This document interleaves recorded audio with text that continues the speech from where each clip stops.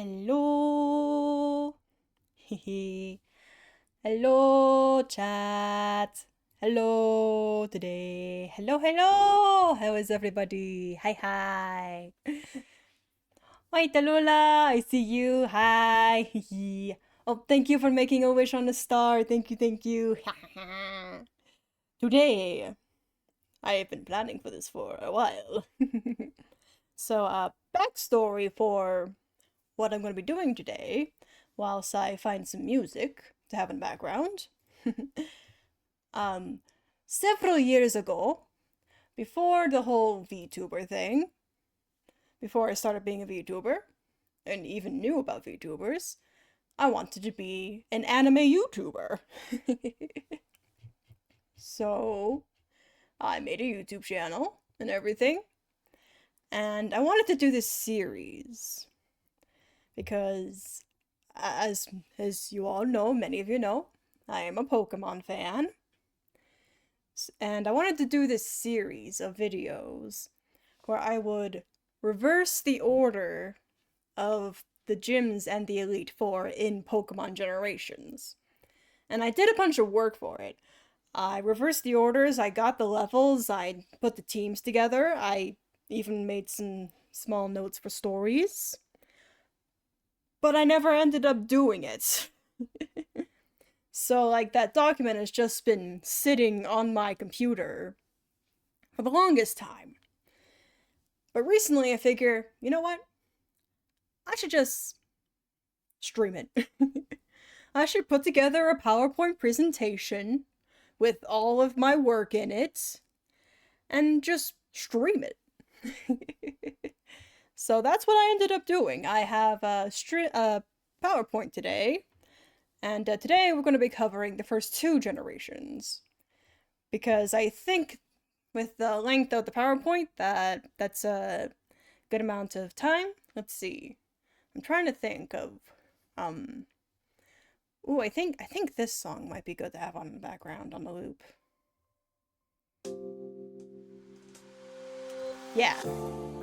Yeah, this song will be good for you guys, right? And it's not too loud. Maybe make it a little bit quieter. Yeah, I think that'll work as a background music for you guys. It's Honkai Star Rail music from the Herta Space Station. So just putting that on loop should be good.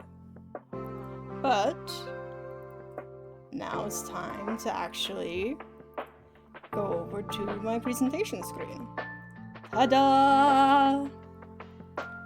It is a what-if scenario for the Pokemon gyms and the Elite Four, reversing the order. Yeah, the space station music. I wanted to get the other music that's like do do do do do do do, but I don't know what that one is called, so I have to find it later. But yes, this is, well, I'm so excited.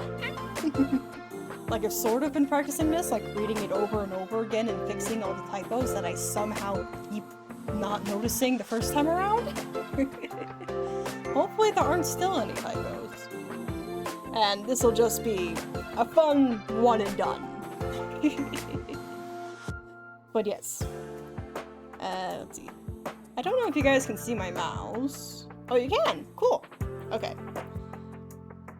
Now, first off, we have some general rules. These are rules that I followed when making teams, but also when thinking about the different dynamics of the generation as a whole. Oh, the Herta music is a bit loud? Oh, okay. I'll turn it down a bit more. Okay, I turned it down some more. How's this sound? How does this sound? I'm gonna keep talking, and how does it sound? I'll go over the rules. So basically, we all know that the games have evolved over time. Gen 1 is extremely broken, but in more of a glitchy way rather than a fun game way. Sounds good? Only no. True, yeah. True. Yeah, keep me posted, Tulula. Keep me posted. But something I wanted to do when going back to sort of make this hypothetical scenario is add the modern changes retroactively to Pokemon. So stuff like new typings, the physical special split, and abilities. Because in Gen 1 they didn't have abilities, and there wasn't a split between the defenses and the offenses. Like, there was just a special stat and a physical stat, but not like a defense and offense. And new typings like Steel, Dark, and Fairy. Those were added onto Pokemon later, and new Pokemon were introduced with those typings. But it's also important to note that with each generation, some of them have evolutions that were added onto them later on. And that's if I allowed those Pokemon in the generations. Audio all good? Nice. If I allowed those Pokemon to be in previous generations than they were introduced in, then it wouldn't purely be like a true reverse order of the gyms and whatnot. So each generation only has Pokemon that were available in that generation, like on the map. So like there's no Crobat in Gen 1, and there's no Megas before Gen 6. And included in that ruling is later on in later generations, they had like an extended, like the Pokedex would have the native Pokemon, but also some Pokemon from outside it that were available on the route. Like in Gen 3, you can catch like Vulpix and stuff, even though Vulpix is a Gen 1 Pokemon in the 3rd generation. So for the most part, I try to stick to, when making the teams, I tried to stick to Pokemon that were introduced in that generation, or originate from that generation. But if there weren't enough species to fill them out, then I would fill it in with additional species that could be found in that region at the time of the game's debut. And you know, when possible, to avoid duplicate Pokemon. It's sort of difficult in the beginning because of how few different lines there are, you'll see what I mean. But it gets easier as it goes along, kind of. And then of course gimmicks will still debut in their original generations, like double battles. Those were introduced in Gen 3. Even if there's ample opportunity to have double battles in generations before, since they were introduced in Gen 3, they will only be applicable to Gen 3 and onwards. And of course later on with Alola and Z moves, those will be a factor there as well. Alright, I believe those are all the general rules that will apply here. And we'll be good. Whew. I'm kind of nervous. I kind of... I'm so excited though, I'm so excited. Alright. Next slide. Of course, we need to start at the very beginning. That being Kanto. Now, the thing about Kanto in the original games is that your rival becomes the champion. But if your rival is instead the first gym leader in this timeline, does that mean you won't have a rival and I'd have to make a new character? Well, fear not. I have decided to create a new story that can marry those two ideas together. So, Blue is the first gym leader, and as the first gym leader, he's been given the task of teaching type matchups to new trainers. So for his team, he has his partner Eevee, but the second Pokemon is the starter that is weak against your starter. And the reason for this is because he was a genius trainer. He was going left and right, winning different battles, and this got the notice of the adults around him. They figured they needed to give him something to do so that he wouldn't wreak havoc in a way. Like, they didn't know what to do with his genius, so they gave him a job. But now he's gotten bored of that job. And he feels like he's being underestimated by the adults around him, by being put in a position where he's constantly losing instead of winning. Like, at first it seems like a fun challenge to win against trainers while being weak against them, but now he's just fed up with that. So he decides, in his childlike wisdom, to just abandon his gym duties and go on a gym challenge himself. You know, if the adults can go on vacation, why can't he? He deserves it. And he only takes his partner Eevee with him. He doesn't want to take the different starters with him because of how much they've lost and how, like, negative feelings he has towards them. Which, you know, not fair towards the Pokemon, but it makes things a bit easier for him. I think. That's how I'm thinking about it. And basically, his story arc is going to be him learning how to have fun with Pokemon battles again, instead of just analyzing the best way of winning. Like, part of his I need to win strategy is evolving his Eevee into the evolution that's strong against your starter. Basically, for him, it's win or bust at this point. And next, we have Lance, who is a Dragon-type trainer. Now, you think Dragon types, oh no, those are super strong, and they can be at later levels. But early dragons tend to be quite weak. Though at this point they might have Dragon Rage, so that might give him a bit of an edge in terms of difficulty. But, yeah, there's only one Dragon line in Gen 1, and I think even in Gen 2. No, Gen 2 added some stuff. I'm wrong. Forget what I said. And you see here that his second Pokemon would either be a Magikarp or a Gyarados. The thing about Gyarados is that it's very strong. So using it this early might not be the best choice in terms of power balance. But he still needs to be somewhat intimidating, right? Because of his whole Dragon Tamer aesthetic. Well, that is if he was the same Lance as before.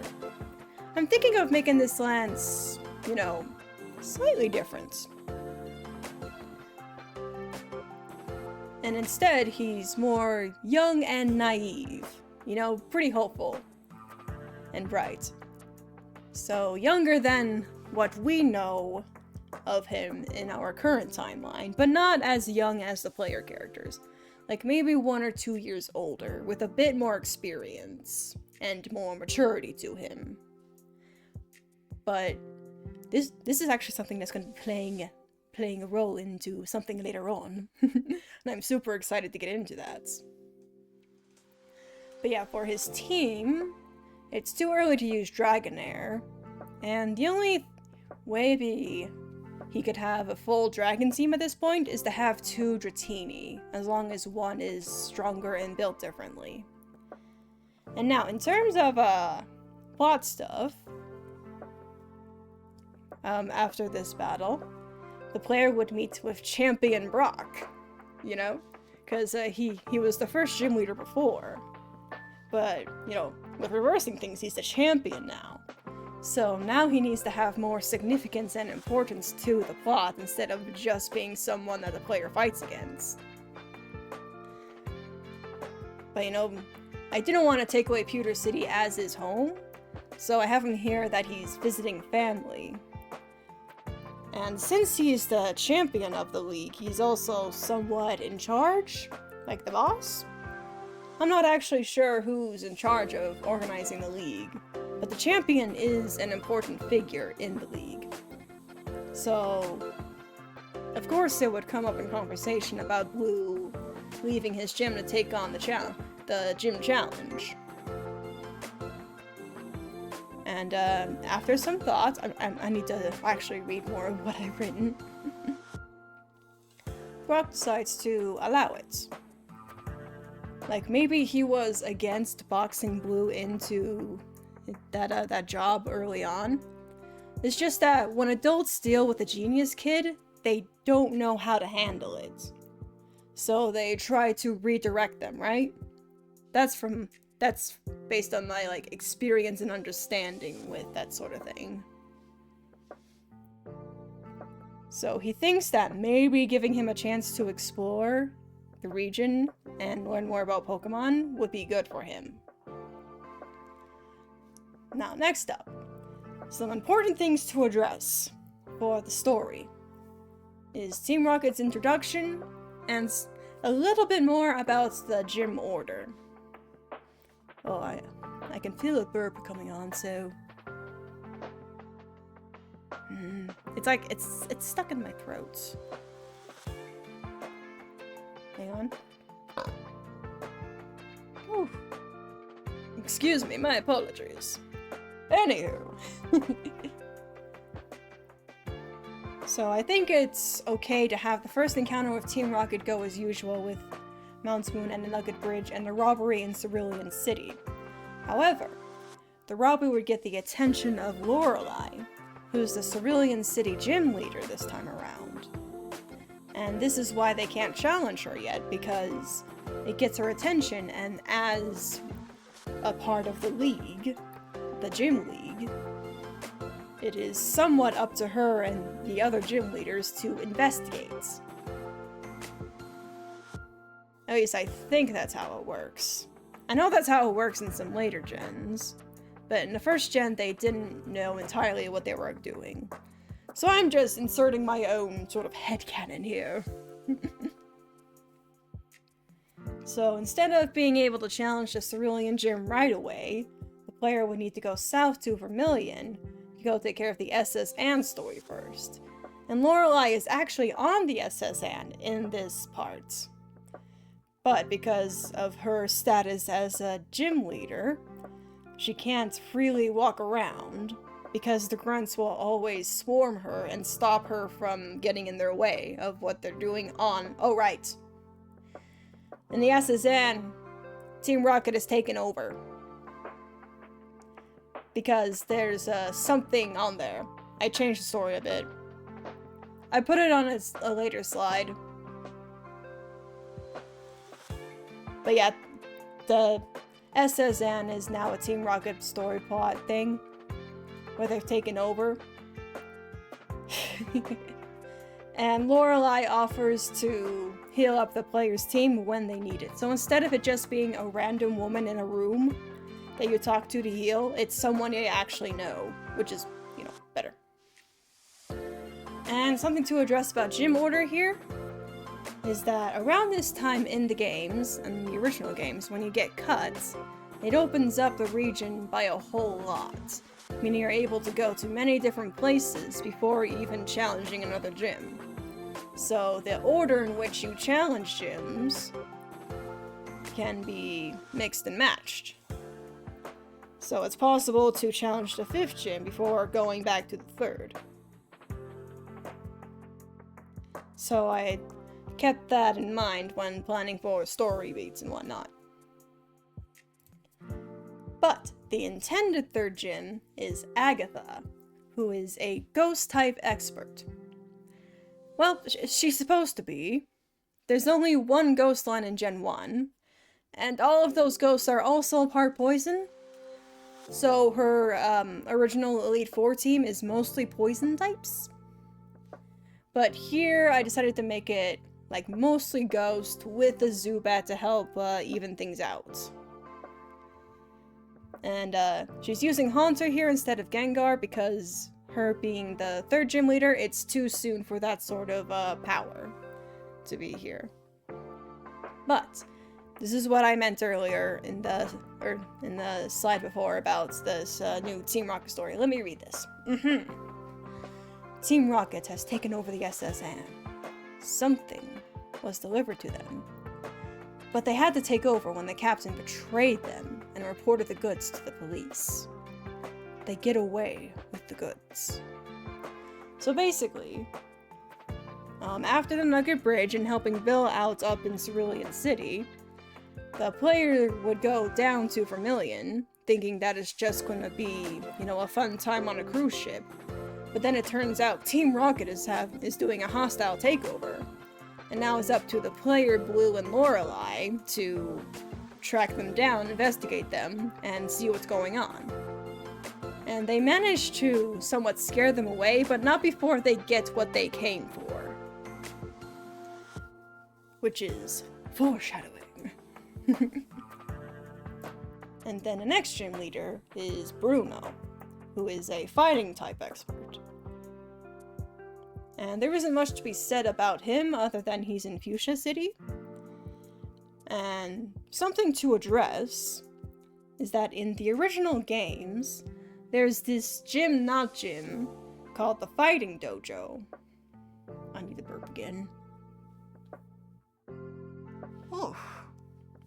Like, I had a dinner like 2-ish hours ago. I shouldn't be burping this much. But in the original games, there's the Fighting Dojo that is basically a fighting type focused battle arena. Well, it's a fighting gauntlet where you fight battle after battle, and then at the end you get a prize of a Pokemon. But with there being a fighting type gym in this timeline, the Fighting Dojo doesn't make sense.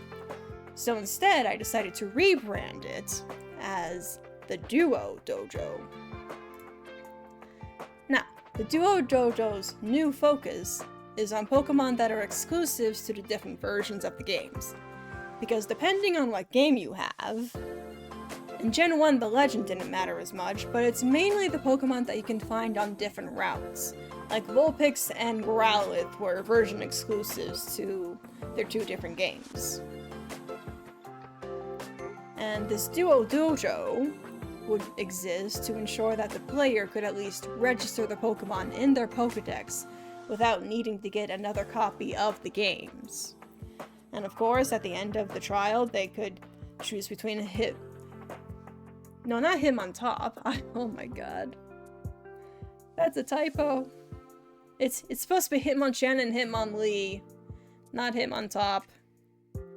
Replace the top with a Lee, please. How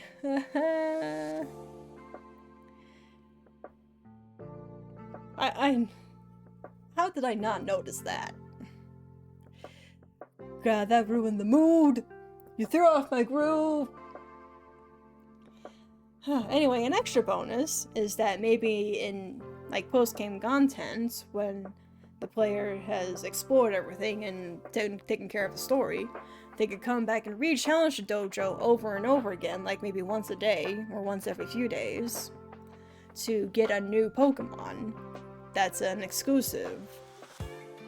So even if, like, in a hypothetical where this timeline actually becomes a game, this could help one player fill out their entire Pokedex without needing to get both games. Right, and now we have the 5th gym leader, Lorelei, in Cerulean City. And I came up with a little idea for what the interior of her gym could be like, since her team is mostly dual water types. Like, it could still be the pool idea that Misty had, but instead of there just being planks and different swimmers in there, maybe there are different ice platforms that the player can hop on and slide onto and sort of solve the puzzle that way. And of course, Lorelei has her Lapras here. Like, the 2 of them are basically tied together. Like, even in the Let's Go games, there's a separate sprite that has her riding on the back of her Lapras. So having her resting on the back of her Lapras in the gym itself would be a nice touch. And I wanted to make sure that her outfit made sense as well. And, like, she could get an outfit redesign, but maybe I thought that she could be involved for PR for the league. And then after the battle, we have another Brock appearance. Checks in on the player and asks about Blue, and then, like, maybe Lorelei could complain about Blue and how he's still a brat, and she thinks that they need to put him in his place, or something. So Brock would tell the player to go back on his journey as he and Lorelei talk business related to the League. So that's sort of like concerning behavior from Blue, and also it's concerning in the sense that, oh no, the adults don't think Blue knows what he's doing. And it's true, he doesn't, but they're also not giving him the chance to figure out what he's doing. So that could be a big uh-oh, you know? Am I making sense? I am not making sense. I'm just so so nervous. But I'm happy. It's fine. I got this. I'll try not to think about the typo. But anyway, now we get them something very interesting. In the original games, the original timeline, Giovanni was the last gym leader, and battling him was the conclusion to the Team Rocket story. Because afterwards he disbands Team Rocket. Before that, you defeated Team Rocket's plans at Silphco, but he was intending on laying low with Team Rocket before coming back. But defeating him at the gym makes him decide to disband Team Rocket. So, in this situation, things are a bit different. Because he's the 6th gym leader, which is more in the middle of the story. So they still need to be more story beyond this point. So, what I was thinking for this is that at the end of the battle, after getting the gym badge, because maybe at this point the player may have had an encounter with him, or maybe they haven't had an encounter with him. But regardless, after getting the gym badge, the police come in, and then Giovanni manages to get away. And I placed him in Celadon for multiple reasons. One, this is where Erica was before, so that spot needs to be filled up. But also two, Giovanni now is in the same place as the Celadon Game Corner, where the Team Rocket's secret base is. And since in my story timeline thing, the League and the gym leaders, sort of like government officials, he could redirect the investigation into Team Rocket away from himself and the Game Corner by reporting to the League and police that he did the investigation in his town and he didn't find anything. Team Rocket must not be here, you know? I should probably be going over the teams again. Yeah, I need to do that. I did that for the first two, but I forgot for the others. Let me go back. For the first three. Alright, it was here that I started getting a bit sidetracked. But, yeah. Bruno would have Machop, Primeape, and Machoke. Still no Machamp because this is in the early half of the game, the first half of the game. So, putting a super powerful Pokemon like Machamp at this point would be too much for the player to handle. And then I, slightly discussed how half of Lorelei's team is water. But to go over the specifics, it's Cloyster, Dugong, Jinx, and Lapras. Jinx really is the odd one out here. But I did want to fill out the team. Because when I initially did the writing for this, and I took the level caps of each gym, I also matched the team size from one gym to the other. There's a gym in a later generation where I didn't do that with, I think? Or maybe I did, I forget. But if not having a water type is that much of an issue at this point in the game, or if Jinx is too powerful at this point in the game, then Jinx could be taken out, and it could just be Cloyster, Dugong, and Lapras. And then for Giovanni, he's the ground-type gym leader, even though his signature Pokemon that everyone knows him for is Persian. But that will be addressed later. But his gym team at this point is Dugtrio, Nidoking, Nidoqueen, and Rhydon. Now at this point in the generations, these are all fully evolved Pokemon, so he's not messing around. But it's also a good challenge at this point in the game, because of how far the player has come as well. And now the next gym leader, Blaine. Now, first things first, the team. Now let's see, he's on the same area of Cinnabar Island. He has a Magmar, an Arcanine, and newly added is going to be Flareon and Charizard. Something I didn't understand about, like, looking at all the different gym leaders is that the majority of them don't have starters or evolutions. I only know of one that has a starter, and that's Gardenia in Gen 4. And it's a Turtwig. And I just didn't think that was fair at all. Especially since it's somewhat implied that gym leaders are also teachers for different trainers. So, being able to show them different Pokemon with the starters and having rare Pokemon like that, I think would be a good thing to... I just like the idea. So that's also like another rule that I added, is that when I can add a starter, I will add a starter. And when I can add an evolution, I will add an evolution. But, now I don't want to ramble for this part. So I'm going to actually read what I have here, because this is very important to the plots. The Pokemon Mansion, instead of being an old abandoned building, now the damage seems more recent. Several writings related to Mew and the creation of Mewtwo can be found in the rubble and on an old, barely functioning computer, with the last entry saying that the Mew they captured had escaped, but not before they could get its DNA and send it to be picked up in Fuchsia on the SS Anne. And it was signed as researcher Blaine.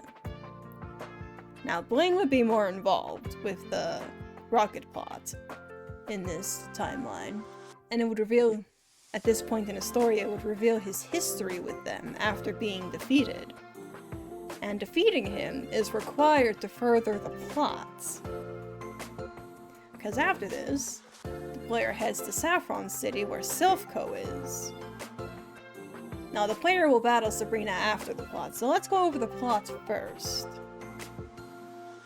But when they do get to... Actually, let's go over her team now.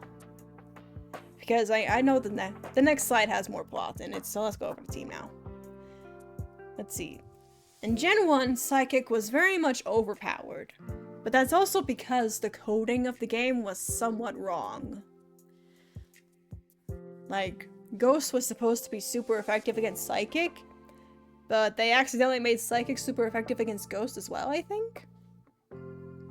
Especially since, all the Ghosts in Gen 1 were also part Poison, and Poison is very much weak to Psychic. So Gen 1, very OP. Psychic, very OP in Gen 1. But hopefully with modern typings and abilities and whatnot, it's not as OP. Topi! Welcome into stream, Topi! I'm doing a presentation today, and I'm hopefully not screwing it up. I'm going over my idea of an alternate timeline for Pokemon if the gyms and the Elite Four were in the reverse order. Thank you for coming today, Topi. How are you?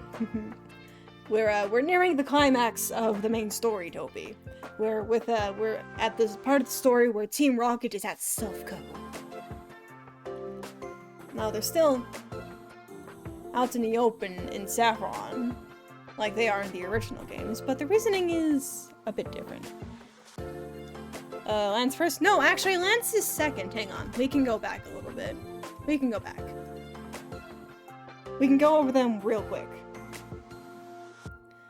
Blue is the first gym leader, but he gets sick of being a gym leader, so he decides to abandon his gym and go on the gym challenge himself. So Blue is still your rival, but he just has a different story from the one he had before. Lance is Gym 2, and he only has Dratini or Magikarp at this point. Maybe Gyarados if it's allowed. Yeah, you'll definitely fuck Lance up, because at this point, dragons are very, very weak. And then Gym 3, we have Agatha. And Gym 4 is Bruno. And Gym 5 is Lorelei. Gym 6 is Giovanni, which is very different from the originals, because originally he was last, and battling him was the conclusion of the Team Rocket story.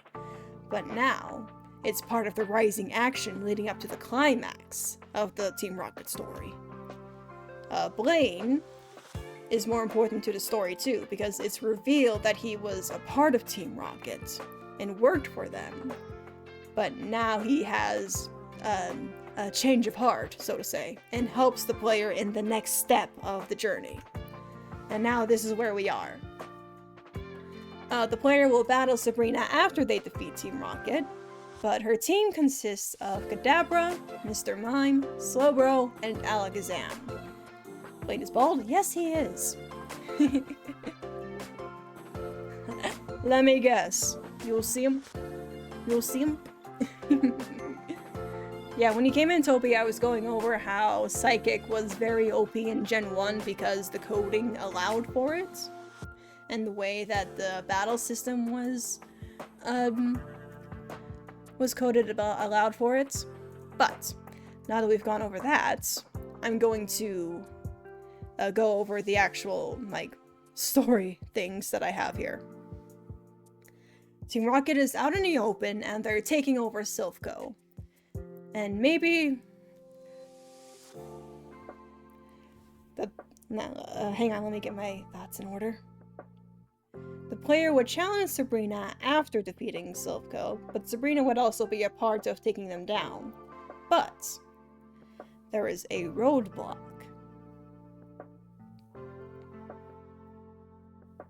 You prefer Gen 5 design? Ooh, okay. Okay. There was a roadblock in Silphco, because even if you go in and explore and investigate and defeat Team Rocket Grunts, there is a door that you need to get through with an admin key card, which at that point, if you do this before going to fight Blaine, you would fight Blaine, and afterwards, when he has his change of heart, he would give you his admin key card, because he's actually a higher up in the organization. So when you get the key card from Blaine, you can go back to Silphco and use that key card to go through the door and move on to the next part of the story. Dun dun dun! The Silphco conspiracy. So, turns out that Silphco is just a front. Obviously they still make items and sell them, but it is also a secondary base for Team Rocket, with many, many labs and scientists. And this is the place where, after their failure to contain Mew at the Pokemon Mansion, they created Mewtwo. In the final Giovanni battle, he would use Mewtwo as his ace, because Mewtwo was created to be the perfect weapon for him to use to take over the Kanto region without any pushback whatsoever. And of course the player would defeat him, but after defeating him, Mewtwo would break free, and now it is up to the player to battle it and catch it to stop it from destroying everything around them with its psychic power. But it's always up to the player whether they want to catch it or not, So if they end up defeating it instead, then Mewtwo would go to Cerulean Cave, where it is in the original games. And of course, in the chaos, Giovanni ran away, and Team Rocket is left disheveled. Like, maybe there are some grunts that get away, but there are also many more grunts that get arrested. And something that I created myself for this is having Giovanni have his own, like, Team Rocket Pokemon team. Because why would he use his ground type team for his Team Rocket activities?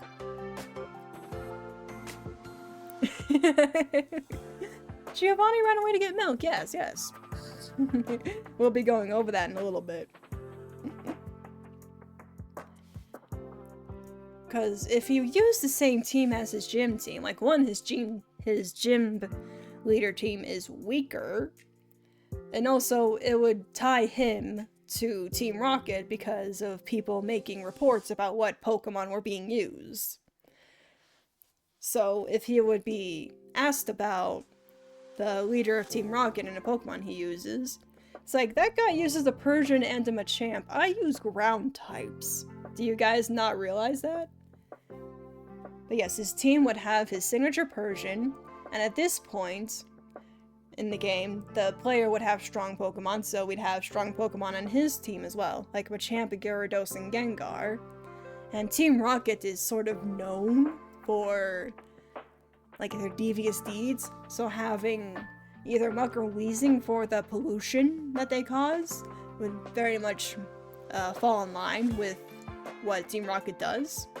Then obviously Mewtwo would be the last 6th slot in that team for his boss battle.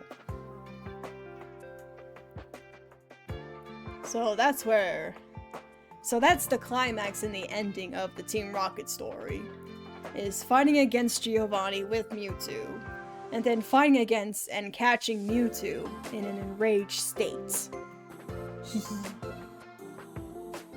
And that, I feel like, is so epic. But it's left on somewhat of a cliffhanger, because Giovanni is now missing.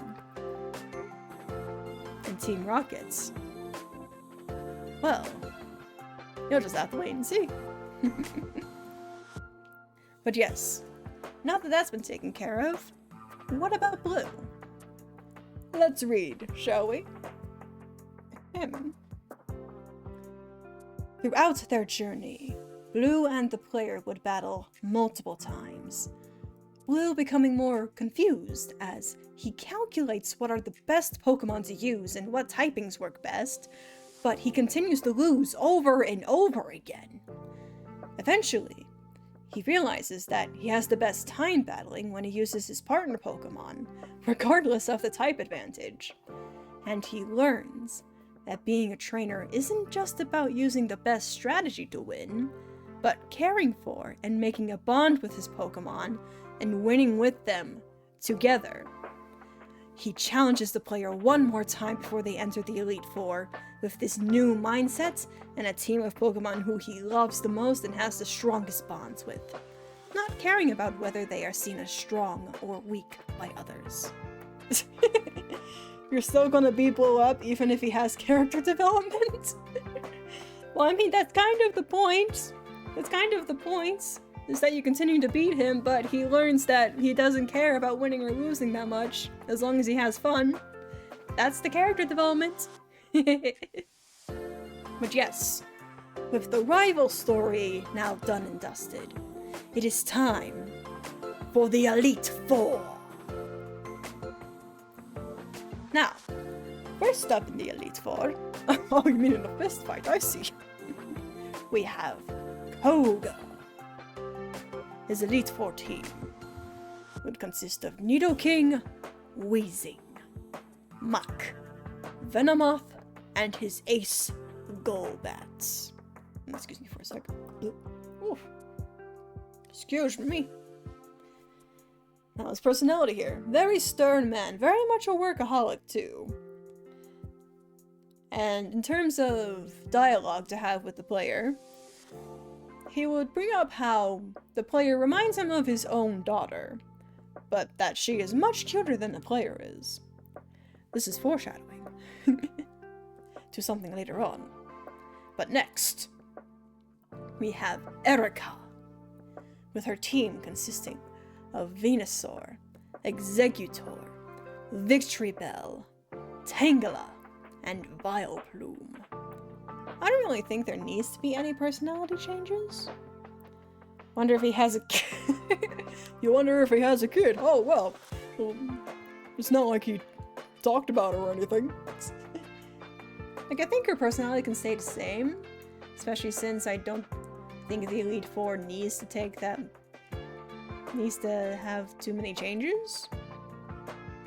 But like, her flavor text would be about flower arrangements and how it somewhat aligns with making the best team together. His daughter is just as Golbat. Oh, he's one of those trainers, I see. But then next in the Elite Four, it's Lieutenant Surge. With his Jolteon, Electabuzz, Electrode, Magneton, Raichu as his ace.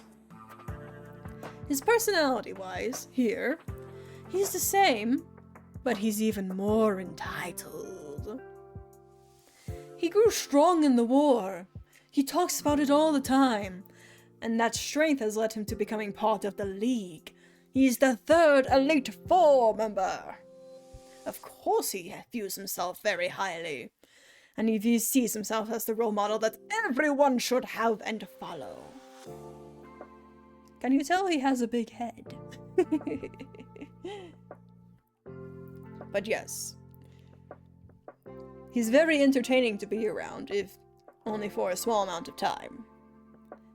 But next, we have Misty as the fourth Elite Four member, with her team consisting of Blastoise, Poliwrath, Tentacruel, Vaporeon, and her league, Starmie. Yeah, what is that war that Lieutenant Surge was in? He brings it up every time he's been in a Pokemon Kanto game, whether in the original or the remakes. But it's just like, what war, bro? What war? But here, with Misty's personality and her flavor text, she's the same, you know, a young girl who has troubles in romance. But her romantic life is made even harder because of her job being an Elite Four member. Because that means she doesn't have a lot of free time. And she envies the player character being able to go anywhere and do anything they want. For her gender design when she's older? Yeah, I went with the Let's Go splash art because it was high quality that I could find. She sort of trauma dumps on the player character with her lacking love life, but then she apologizes afterwards and wishes them luck against the champion, who, in this timeline, is Brock, with his team of Onix, Rhydon, Omastar, Kabutops, Aerodactyl, and Golem. Now, he's been seen a few times during the journey, sort of giving the player tips every once in a while, and being there to support Blue's journey if from afar. His personality is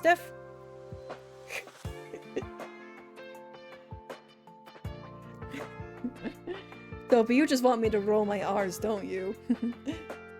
Does he get him any ladies? In the games, he actually isn't that much of a ladies' man. But that's also because he doesn't do much outside of being a gym leader in the original games. You want me to read through it again, Topi? Okay. Onix. Rhydon. Omastar. Kabutops. Aerodactyl. And Golem. Is that satisfying to you?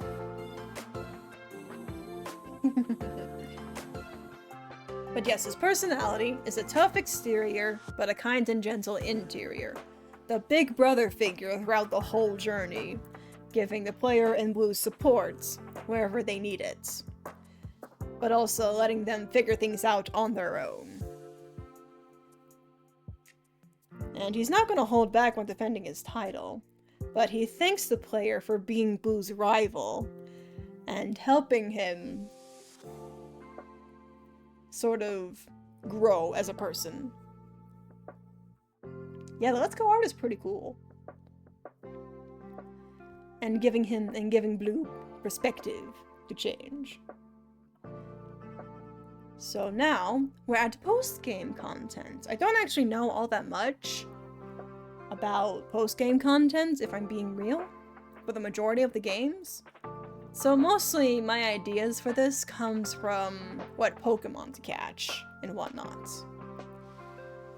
And in this timeline, since the player would have the chance to catch Mewtwo as part of the main story in this reverse timeline, there would need to be a different goal for the player to go after once all is said and done. And there's still that mysterious Pokemon Mew that the Team Rocket documents mentioned. Not gonna hold back. Stealth Rock, Toxic Spikes, Pelting Rocks.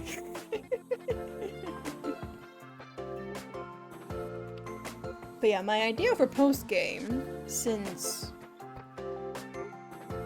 you know, Mewtwo is kind of no longer the goal, the extra bonus this time around would be that once you have completed the Pokédex, you can unlock the ability to go where Mew is and capture Mew. Since I believe in actual Gen 1, there's no real way to get Mew. And I think based on different trivia, Mew was never even supposed to be in the game.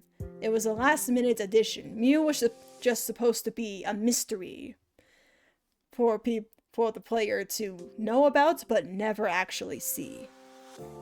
But then one of the programmers was just like, no, there should be a Mew.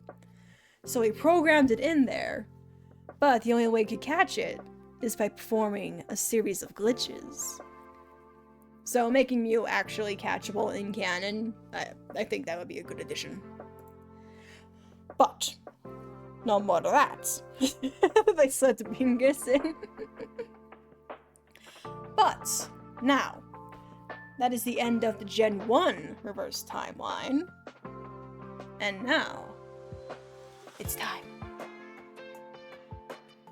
We thought Mew was under the truck. A lot of people did.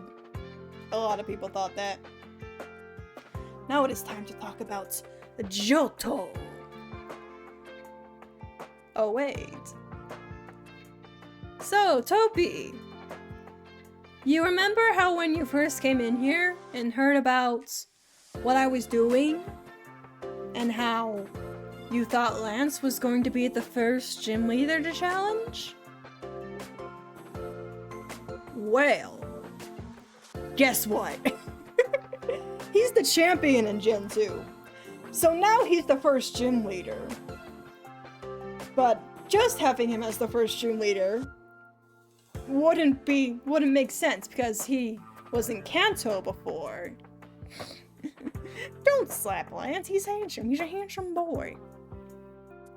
So I created a new story for him. Of course, he has a low-level team with just Horsey and Dratini. And now he's the first gym leader in a new region because recently he's actually been feeling lost and trying to find his place as a dragon tamer, since his new story is that he's a novice and younger and just starting out.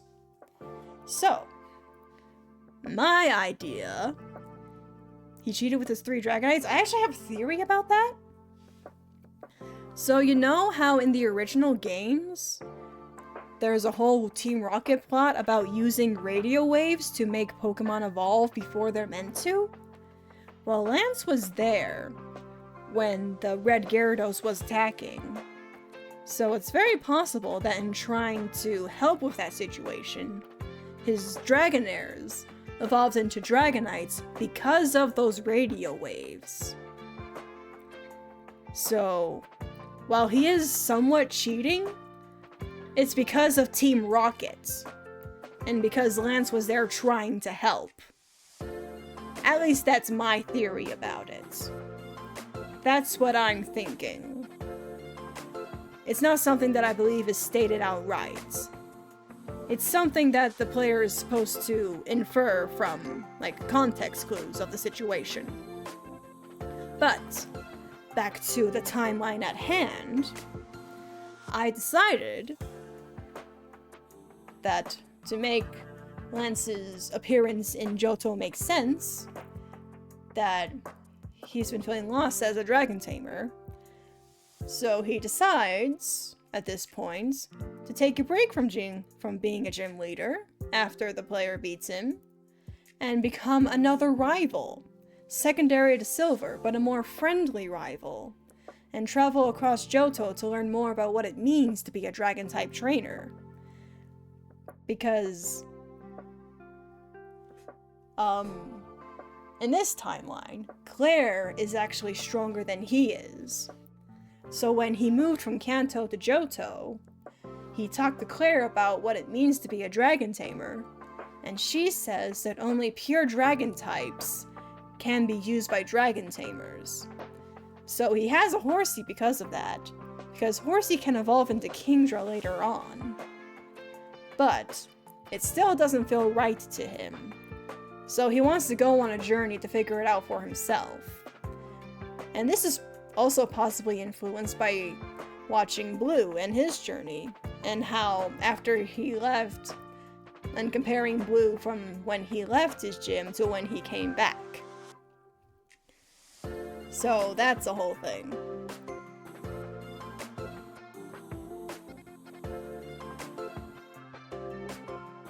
Ooh, oh, I see, Toby, I see.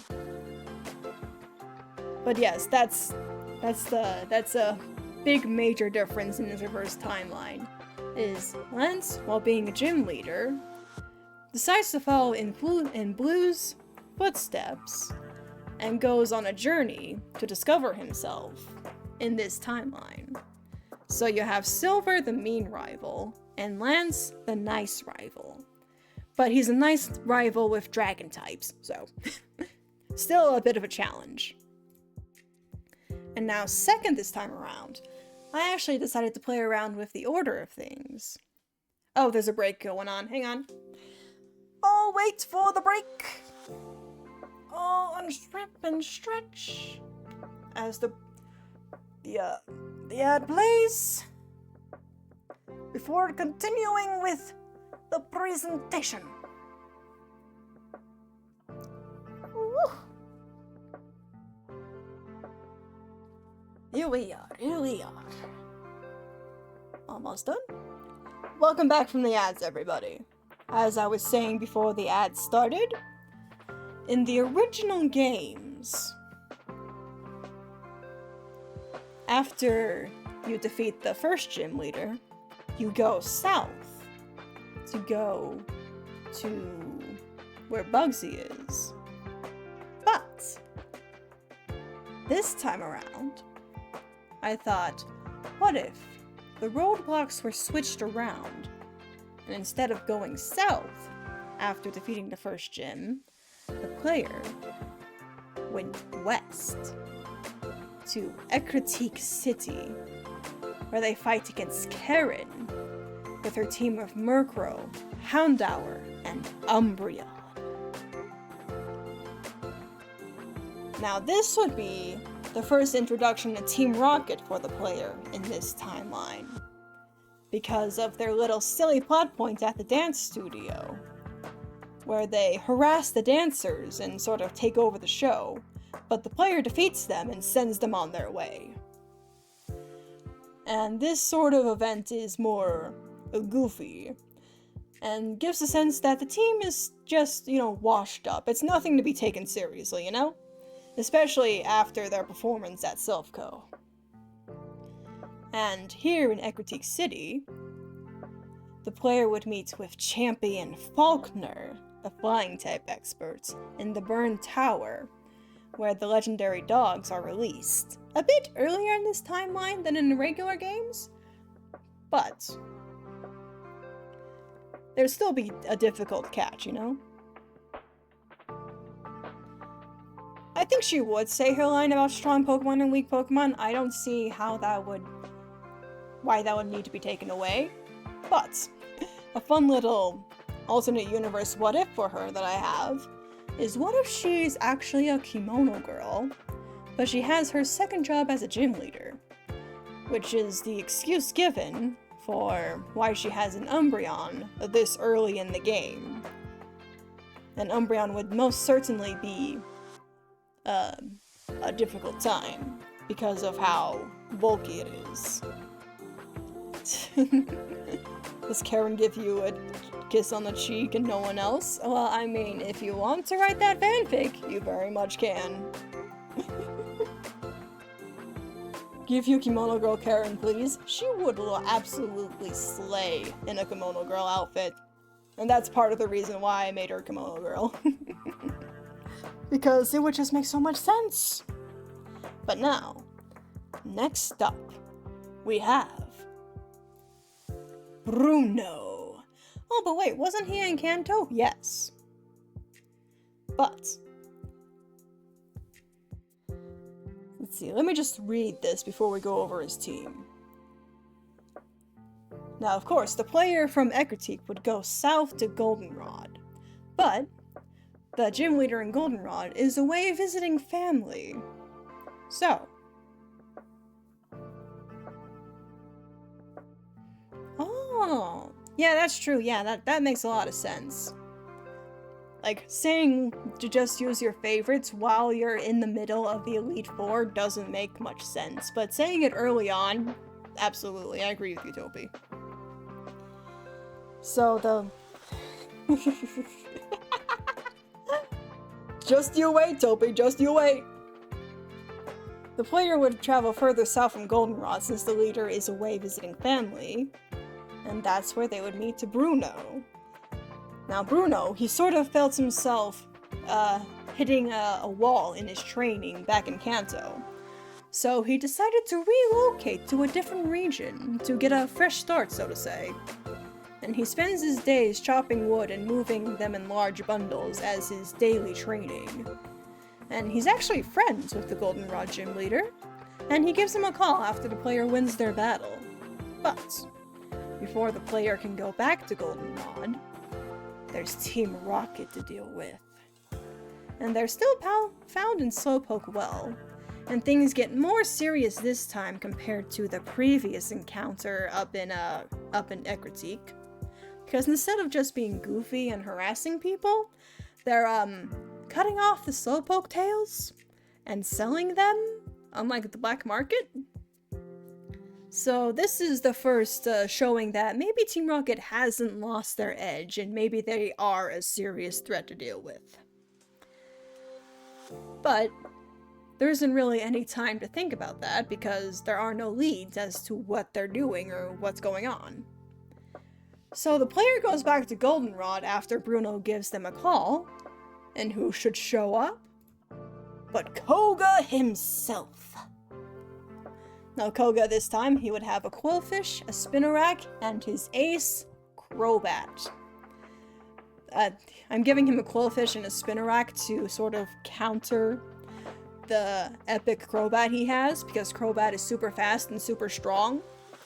So he needs to have some balance with weaker Pokemon to make defeating the final Pokemon much easier. But yes, he is the Goldenrod City Gym Leader now, because he recently went through a divorce, because his wife was sick of him constantly working, because of him being a workaholic, and he had to relocate because of that. But, two important things. He decided to live in Goldenrod. He decided to step down as an Elite Four member so that he'd have more time to spend with his family. But he's still working for the league as a gym leader in order to still get that good pay. And he relocated to Goldenrod because the train system there allows him to easily go back and forth between Kanto and Johto, so that he can visit his daughter Janine on the days where he's permitted to do so. He's still a very serious guy, But he's also very tired, and he's trying to have a better work-life balance at this point. Because he realized with the divorce that he should be spending more time with his family and with his daughter. And now next up, we have Will. Now Will is going to be in Cianwood City, which is far away from the mainland. He's a psychic type trainer, but shockingly, in his original team, he never had a Giraffe egg. So obviously, I gave him a Giraffe egg here, he has a Slowking here, and he has Espeon, because Espeon's an evolution. It was introduced, and it needs to be shown off. Now, let's go ahead and read what I have for the story here, because I feel like it's well done. The player would still be sent by Jasmine, the Steel-type gym leader, to go get medicine for the Ampharos in the lighthouse. But this time around, the drugstore has been attacked by Team Rocket, and the owner has been kidnapped. This means that now the player has to chase after them to save the owner and get the medicine needed before they can challenge Jasmine. Now, as for Will, what was his story again? He just kinda showed up in the Elite Four, and no one really knows where he came from or what his deal is. I'm sure the manga gave him a backstory, but I haven't read the manga, so I made up my own backstory for him. So, new backstory. He used to be a part of Team Rocket as a grunt, but he changed his ways after the Silphco incident. He's still a wanted man because of how he was a part of an evil team organization. So now he wears a mask to cover his face.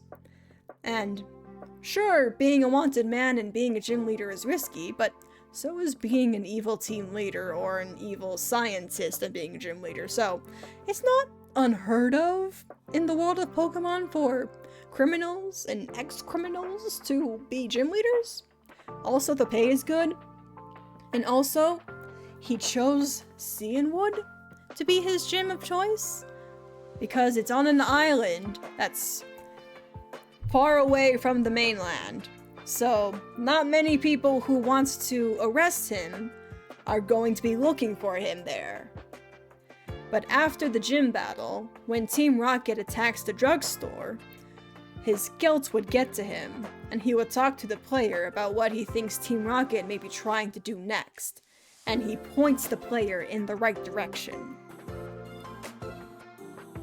Now, is that not super cool? Is that not super cool for him?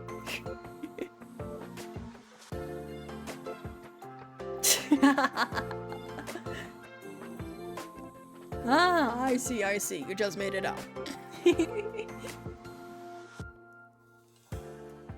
Well, you know what? That's not bad either.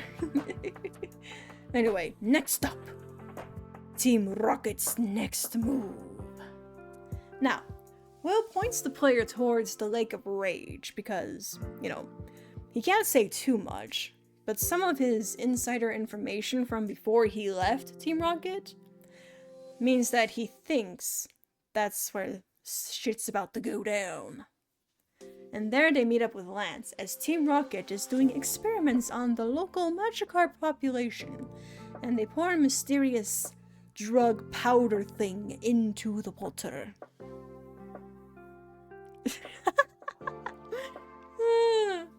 Yeah, maybe. And this drug powder that's put into the water causes a bunch of them to go wild, and several of them to evolve, including a shiny red Gyarados. Once shit starts to hit the fan, Team Rocket gets out of there. And the drugstore owner is nowhere in sight, but now people in Pokemon are in danger because of the rampaging Gyarados. So, Lance and the player work together to go defeat and catch multiple of them, including the shiny red Gyarados. And that one the player gets, obviously. Now, even though they managed to defeat several of them, there are still many more that are rampaging, and it's not enough for the two of them to take care of. That's when Claire suddenly comes in and uses the power of her dragon Pokemon to defeat and calm the rest of the Gyarados, doing her job while also proclaiming the superiority of true Dragon-type Pokemon over other Pokemon who can only imitate dragons.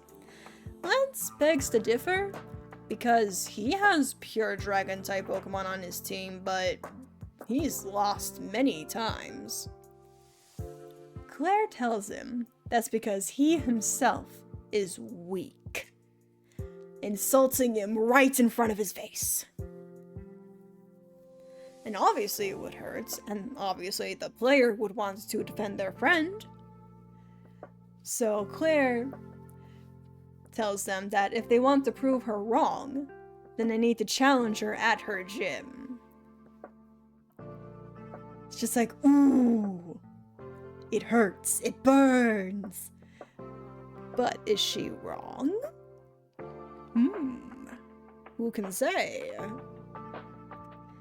Now Claire. Let's see, Price is the gym leader of Mahogany Town, which is south of the Lake of Rage. So he's not going to be able to be challengeable yet, as he needs to fix things up there. So the player would go to challenge Claire, because, you know, she's literally asking for it. Her team would have Dratini, Dragonair, and Kingdra. Ah yes, the absolute territory. I see what you're looking at, Topi. Now when the player gets there, Lance has challenged her, but he lost. So now it's the player's turn to challenge her, and of course they win. But at that point, it sort of causes Lance to have an existential crisis, because at this point he's wondering if he chose the right path when he decided to become a dragon tamer. Oh, the gloves are cool too, yeah. And thus this causes a tension between the two friends, as Lance leaves without feeling satisfied after seeing Claire be beaten. Because he himself still lost. You know? So now the player goes back to Mahogany Town. Price has fixed everything up. The player can challenge him to get their next gym badge. And his team has Delibird, Sneasel, and Piloswine. It's, you know, the same old. But after defeating him, the player runs into Faulkner outside.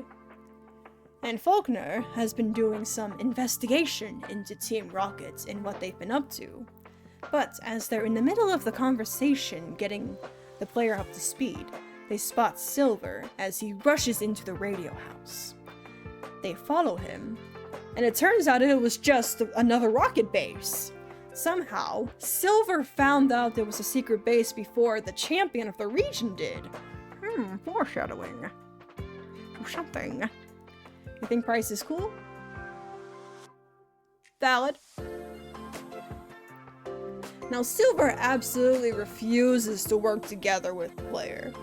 But the three of them do go in to raid the base.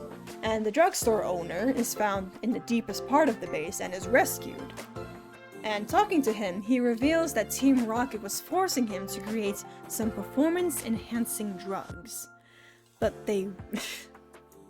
OP. I see.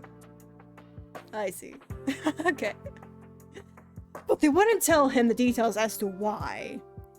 But it can only mean bad things if it's Team Rocket.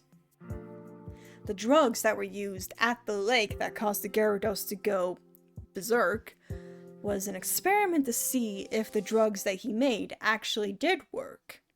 And the experiment was successful. But of course, there was the after effect of causing the Pokemon to go out of control. Which, you know, Team Rocket may take advantage of this. That is foreshadowing. After that, they forced him to make a new version of the drug that doesn't have that side effect, which is what is worrying him. And after being rescued, he promises the player that when the crisis has been averted, they can come to his store and get one item free on the house. That's how the player is going to get the medicine for the Ampharos. But first things first, after the raid, the player is given a call from the professor about strange signals on the radio about Team Rocket's return, and a threat. They are threatening the region with biological warfare. They claim that they will send planes over the entire region with a drug that will make Pokemon go out of control. The same drug that the drugstore owner made for them, and that was used at the Lake of Rage. And this would cause chaos everywhere. Because at that point, trainers wouldn't be able to control their Pokemon. And with their Pokemon's enhanced strength, there would be great destruction. The player goes to confront Team Rocket at the big radio station in Goldenrod City.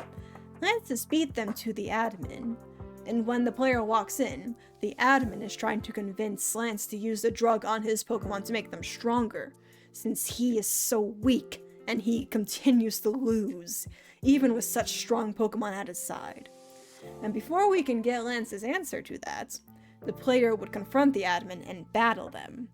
Now in this reverse timeline, the admin's Pokemon would have been given this enhancement drug, so they would have boosted stats for this boss fight, making it more difficult than it is normally. The player wins, the day is saved, but Lance leaves without a word.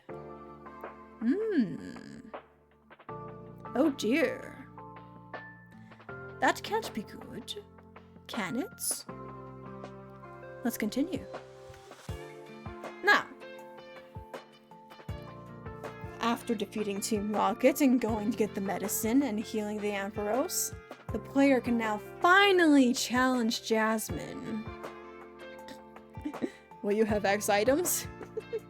Well, this would be like an enhancement drug that would give, like, 2 stat boosts to every stat, I think. I think that would make it a suitably challengeable. A high challenge, yes. Her team, Jasmine's team, because she's the 8th gym leader, so she's the strongest. She has Magnemite, Magneton, the new Caesar, and the new Steelix. She would express gratitude to the player for battling Team Rocket while the League was distracted with finding the planes and making sure they couldn't use the drug to execute their plan, and putting an end to Team Rocket for good. And afterwards, the flavor text that she tells the player is that she looks forward to what great feats they will achieve next. Now, so that's the end of the Team Rocket plot of things. Next, we're moving on to rivalry and friendship.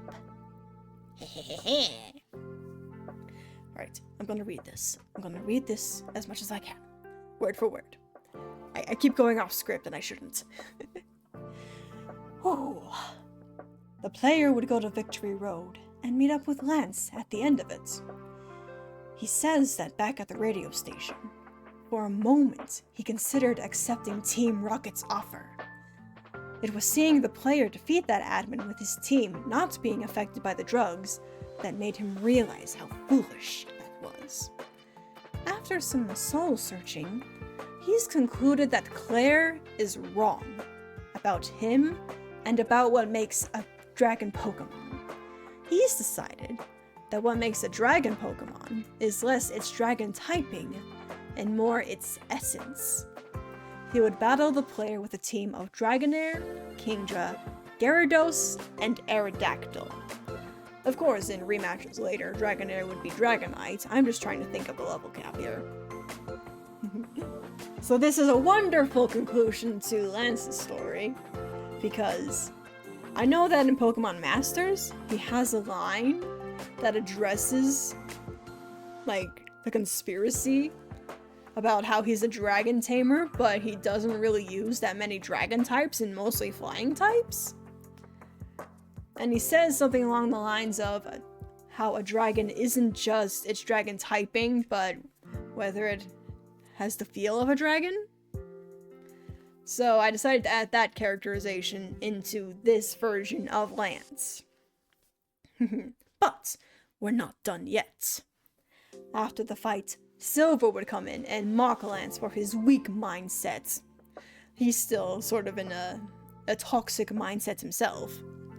Silver is. And Silver would challenge the player while their team is weak after battling Lance. But of course, he gets defeated. And he leaves frustrated after losing a battle that should have been his best scenario for victory.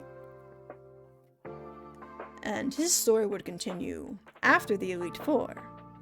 But, speaking of, it's time to talk about them. Now, I believe most of the Elite Four isn't related to the main story in any way.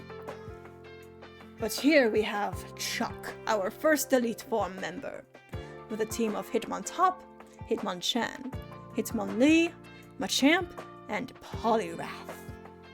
His personality, I think it's good enough, it's the same. You know, hard-headed, kinda dumb, but he trains his body a lot. And it even takes him a few minutes to notice there's a challenger in the room with him as he's still training, and he's quite loud. This is your bro? Chuck's your bro? But yes, definitely a fun personality to have as a first battle in the Elite Four. And next, we have Morty. Oh, poor Morty. There was only one new ghost type in Gen 2. And it was Mischievous! His team. His poor team. Of course he has the Mischievous. But he's forced to have duplicates in 2 Hunter and 2 Gengar in order to have a strong enough team to be considered an Elite Four member. Poor Morty. And I only know of his Heart Gold and Soul Silver version because I haven't played the original games. But I know he's friends with Yucine. So I think his text here would be talking about him, and if the player knows if he's managed to catch Suicune yet. And that would also tie into leading the player towards that post-game plot, with catching the legendary dogs. And now third, we have Whitney. With her team of Miltank, Blissey, Porygon 2, Stantler, and Ursaring. Of course I had to give her Miltank, though at this point in the game, the player has many different options for like fighting type Pokemon to defeat her, but hopefully, it won't be too much of a challenge, but still strong enough to justify her Elite Four ranking. Her design is cute? Yeah, I guess she's pretty cute. I guess. Her personality? She still cries when she's beaten, but she's a bit more mature about it as she tries their best to keep it together long enough for the player to go to the next room. She fails, but at least she tries. Johto gave us 2 crybabies. Indeed it did. Indeed it did. Now, next up, we have Bugsy. Now, his team consists of Ariadost, Fortress, Shuckle, Ledian, and Heracross.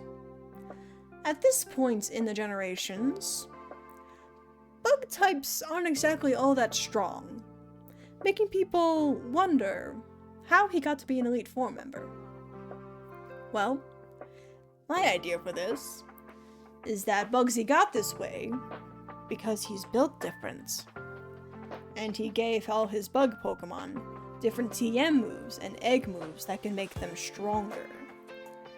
So he has unexpected moves that no one would see coming to fight against the Pokemon that would be strong against bugs. So it's a last curveball at the very end before going to fight the champion. That champion being Faulkner, the flying type expert, with Crobat, Xatu, Jumpluff, Mantine, Skarmory, and Noctowl. I'm thinking of making Noctowl his ace, because Noctowl was pretty cool. But if we do need a stronger Pokemon, then Crobat could also be a good option for that.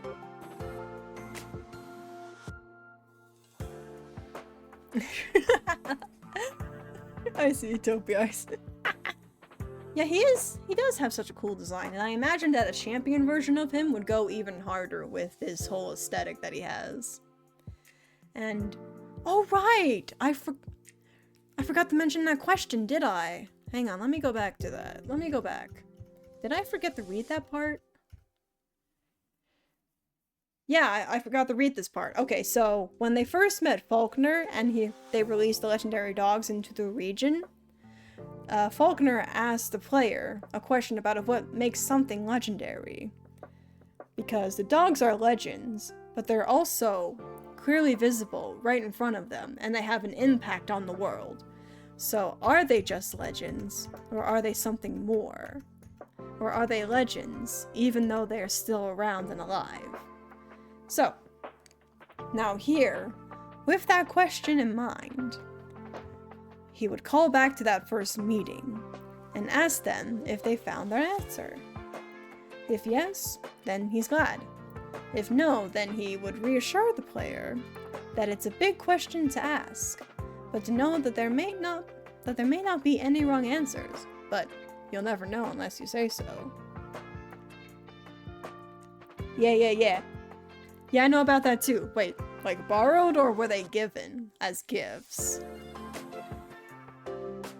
Like, I was under the impression that they were gifts to him so that he could grow into a strong trainer with them. Like, have a head start, you know? That's what I thought. But that would be the end of the League story. But now we're moving on to other plots. Like, there's the Kimono Girls plot with the legendary Pokemon. That can go as normal. That's not necessarily tied to the gym challenge or even the Team Rocket plot. Obviously, it needs to take place after Team Rocket because of all the everything and needing to prove oneself. And then there's Silver's arc. Now, Silver, I only know of him from Heart Gold and Soul Silver and the extra characterization he got from there. But I believe his post-game content can be the same, because you meet Silver in Johto, and he's traveling the region with his Pokemon outside of the Pokeball like the player does. And then you can go back to the Dragon's Den and fight together with him against Claire and Lance. That's another thing for him. See, Faulkner, I don't know. There's a legendary Pokemon, and then there are mythical Pokemon. Apparently there's a god that's a myth, and its creation are legendary. Then there's Mew, who's the very first, but maybe that's not a myth, it's a clone in the legend. I see. But anyway, back on topic. I'm thinking, let's see, I know in Crystal and stuff, there was a Celebi event where the player could catch Celebi, but I don't know what the event actually entailed. And then in Heart Gold and Soul Silver, there was another Celebi event where you and your next door neighbor were taken back in time with Celebi to learn Silver's backstory. But what's the point of learning Silver's backstory if Silver isn't there himself? That seems a bit odd to me. So instead, there's going to be a new Celebi event where Silver is there, and we learn his backstory, and how he became the way that he was before, and how he's changed, and now he can see himself from an outside perspective after having all the experiences he's had with the player and whatnot.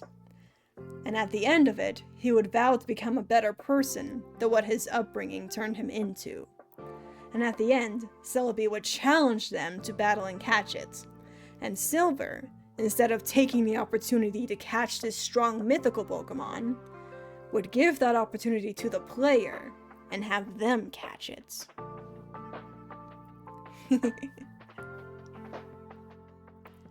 So, what do you think? Yes? Or no, without Silver, because Silver wouldn't tell you it. That's why he's here, watching from a distance. And maybe he'd be upset seeing it, but maybe before he could act to try to change things, Celebi would get in the way. Because changing the past is very dangerous. Let's see, next. Of course, in the Gen 2 games, there's the post-game of challenging all of Kanto all over again. But there's a few snags in this reverse timeline. Lance, Koga, and Bruno are now in Johto. Now, Koga was an Elite Four member, so there's not much of an issue there. But there's Lance and Bruno, who were gym leaders, who then left their previous gyms. So... And also Giovanni disappeared, so that's another gym that needs to be filled in.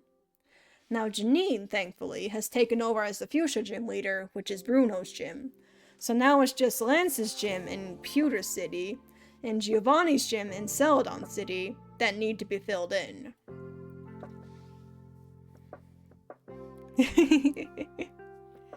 Loving this, please do more streams. I do want to do more streams of this. I have more planned. I just want to like post this and see what sort of like feedback I get on it first. Let's see, Gen 2 is your favorite. You're like, what a yeah. Thank you, thank you. Now, what about everyone else? I don't want to have to create a reverse order for everyone, especially since in the Johto games, you can go wherever you want in Kanto because you have all the HMs at this point, you can challenge them in any order. So, I'm only going to go over the 5 members of the Elite Four in the league, like the Elite Four and a champion.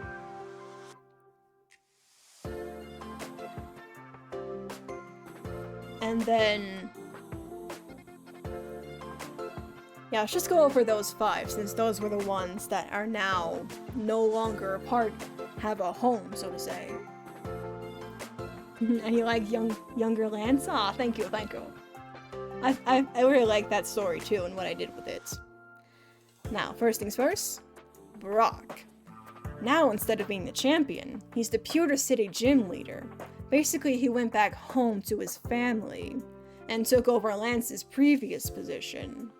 His champion team had several Pokemon, fossil Pokemon on it, so it makes sense that he would go back to his hometown, where there's a museum with several fossils on display. So, thematically, it makes sense in multiple different ways, because he's a nice guy, he's a family guy, he likes rocks, it's all good. Yeah, I know that. I know about his absentee father. I know about that. And then Misty.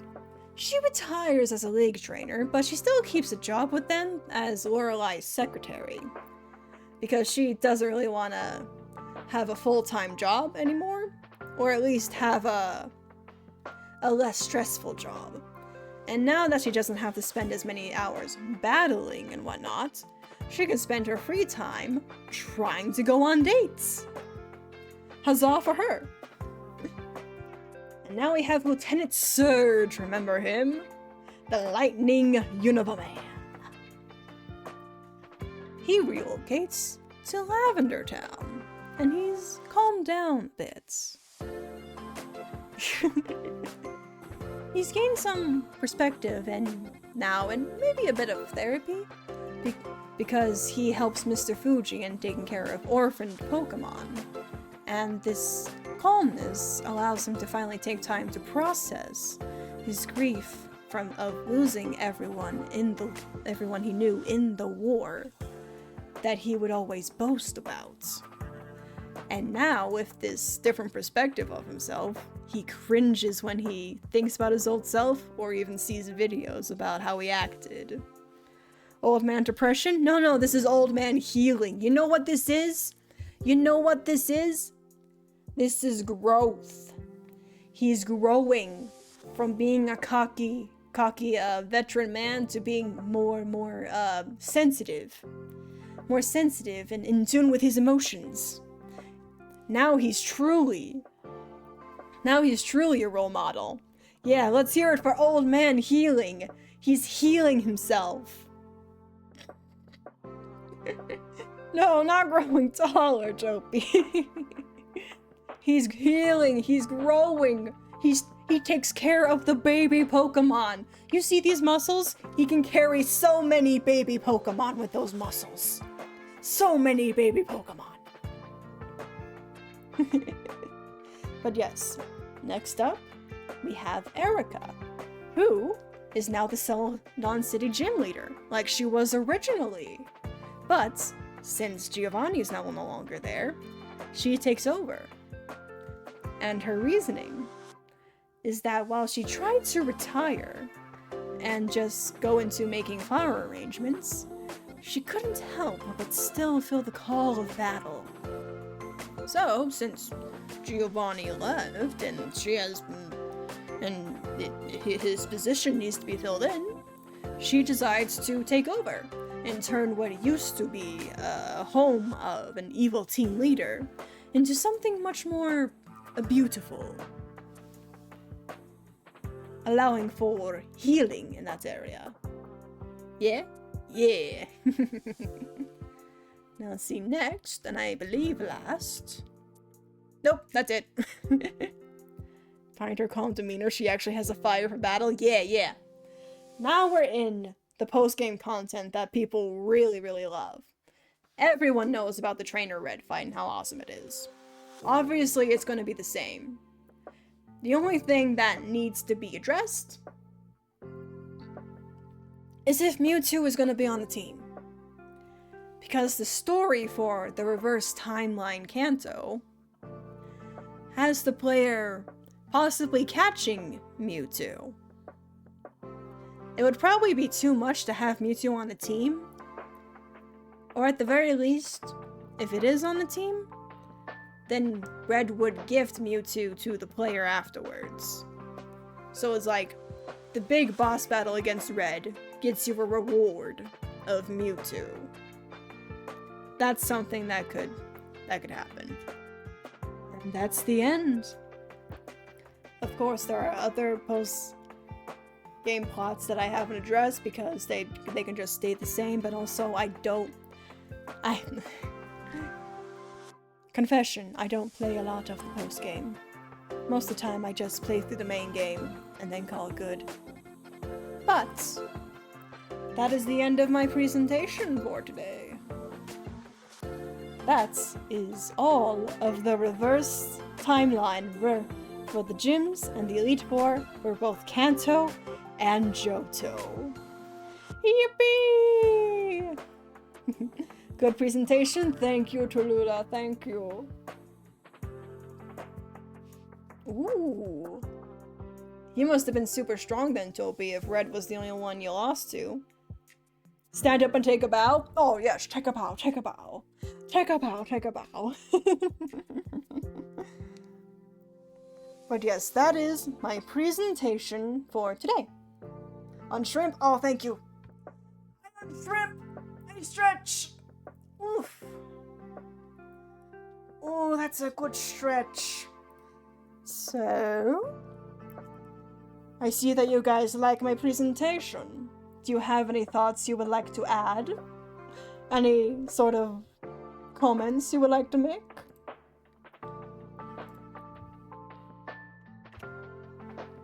Anything you would like for me to go over once more?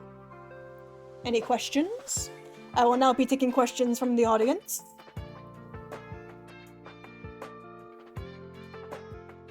About the presentation? The fanfictions are being conceived? Hell yes. Love that I can inspire like that. Let's see, don't know enough to make any intelligent comments. We'll have to see more. Hell yes, yeah. I actually have the next few generations in the works right now. I just want to see what happens when I post this VOD and what sort of feedback I get before I do another one of these presentation streams. Go over the Karen DLC. Maybe that could be a little side story after the legendary events. Like, since she's a kimono girl now, maybe after the main story, a little side plot would be going back to re-challenge the gyms, like having a rematch with them, and Kara needing to decide if she can still balance being a kimono girl and being a gym leader, or if she should choose one over the other. That might be fun to see.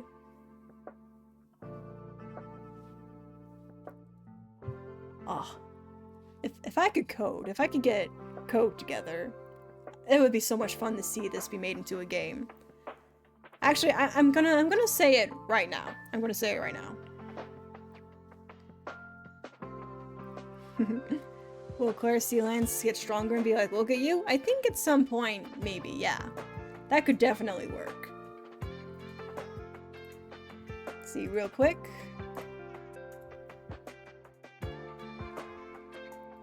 I want to say something, so I can turn this into a short. If there are any coders out there, any game developers, who would like to take my idea for this reverse timeline for Kanto and Johto and turn them into actual free games, then I would give permission, as long as, you know, one, it's free to download and play once it is finished, and I am given credits for coming up with the original idea. You know, obviously, if you need to have a Patreon to fund actually making the game, that is understandable. But obviously, when the games get released, they should be free to play, because I would like to play them as well. I think this idea would be so much fun. Alright, that's enough for the short. Back over here. Whew.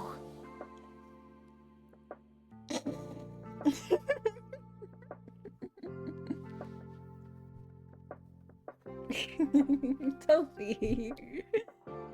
Toby. Right now?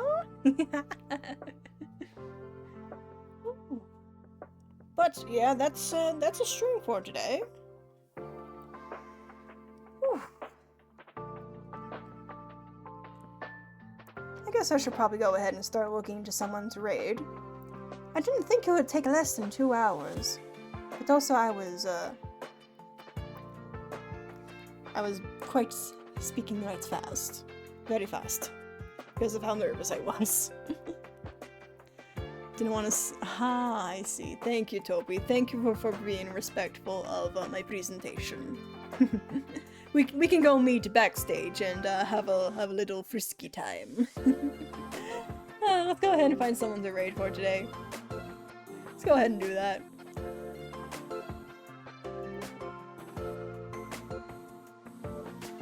Ooh.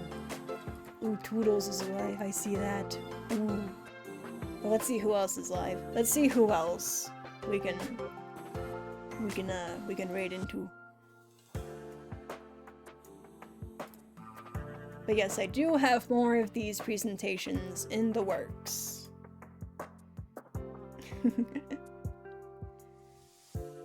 I want to hear feedback from people about this current presentation, about what I could do to possibly improve my skills for the future. Dope, you're gonna make me blush. Mm-hmm.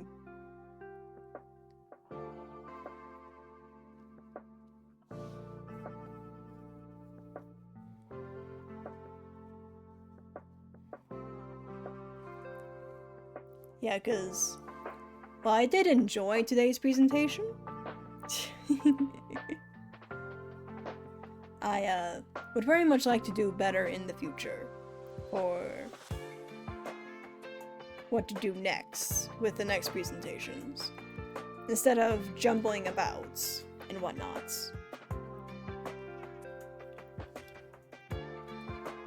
So I would like to get feedback on this VOD. So it'll be at least a few more weeks before I do another one of these presentations. But that gives me plenty of time to work on it and make it better. You believe in me? Thank you, Topi! Thank you! Yeah, looking at it, I kind of really want to raid into the one guy. Because other people are doing other things, but he is doing something. He is playing Honkai, and Honkai is very much my hyperfixation. Ooh. Let's see. Damn, that person's been live for 8.5 hours. Jesus.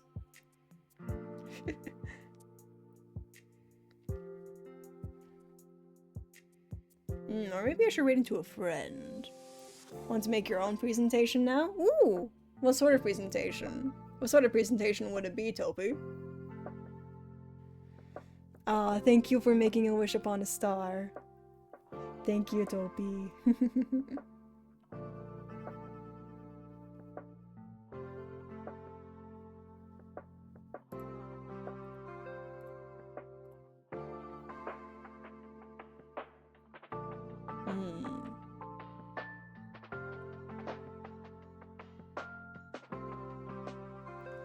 Give me a moment to figure out who I'm gonna raid into.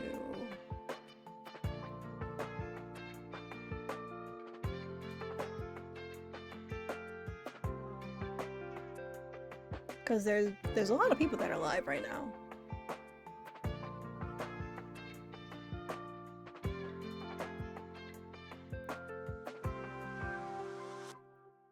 Ooh! Presentation for your own headcanons and the separate timelines from how you played the games and what you thought? Ooh! That actually does sound interesting, yeah. Because people will have different interpretations based on different things.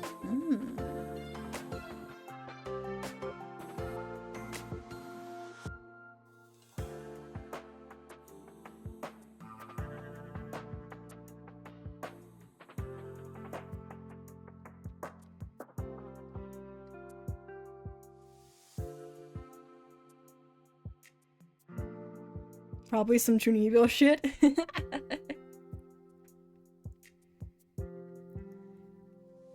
Yeah, I'm trying to think of what my first impressions of Pokemon games were and Pokemon characters.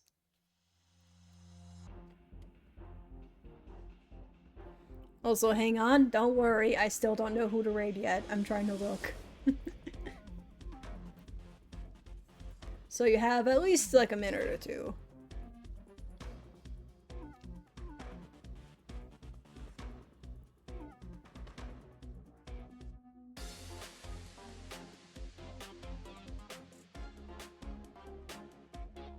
I really want to raid into the voice actor. I really want to raid into Toodles.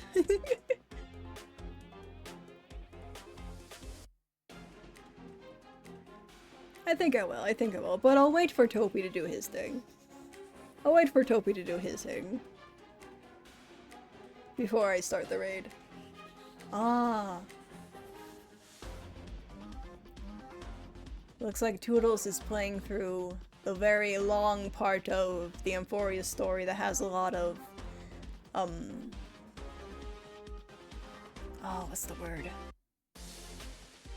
Exposition, that's the word.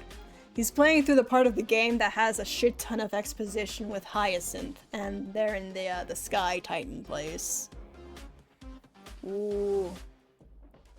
Ooh, poor Toodles.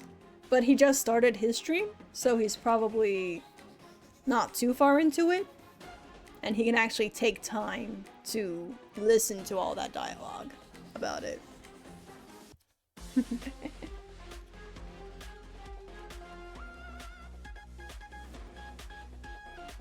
Oh.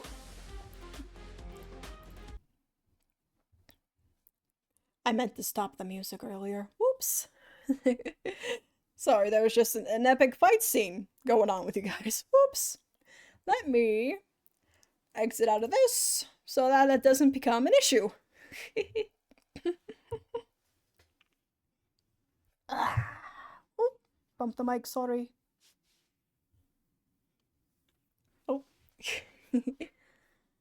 Presentation was really interesting and fun. You adored it. Thank you. way more fun than you expected, and the concept of going through the region reverse was so cool. Ah, thank you, thank you. Especially with how I did it. With how I did it, I was a nervous wreck. A lot of cool ideas and sounded so cute when explaining it. Ah, I was hope. I'll do better next time, though. I promise. Look forward to any presentations I do next. Yes, I do want to do more of these. I think it will be very good. Oh, you spoil me. Backstage for extra credit. Yes. Yes, we can absolutely discuss extra credit together. Thank you, Toby. Thank you so much. Thank you to everyone who came. Now it is time to start the raid. Time to start the raid. Gonna bring up the raid message into chat. Here we go.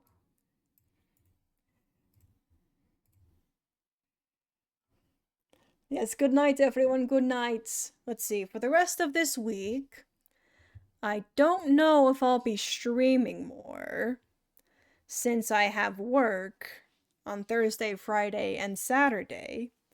But Saturday I get off earlier than on Thursday and Friday.